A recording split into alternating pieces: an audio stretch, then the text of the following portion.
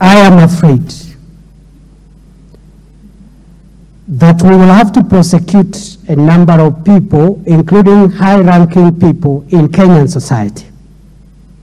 No amount of noise, politicization, ethnicization, or any other maneuver will distract us from securing Kenya from people whose business and trade is in the blood of the people of Kenya.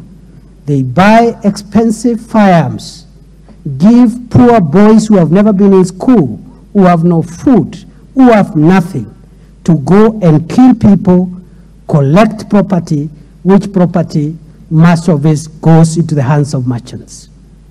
I want to report, therefore, we've made a lot of progress in profiling the major catalysts, beneficiaries, benefactors, financiers, spiritual leaders, and political godfathers of crime who perpetuate the crime of banditry, other crimes, by stockpiling small arms and light weapons, giving it to innocent citizens of Kenya to kill their fellow citizens simply because they come from a different ethnicity.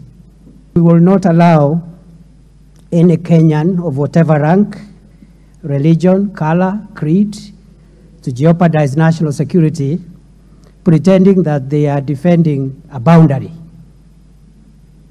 Let them use legal, peaceful, and lawful methods to defend boundaries.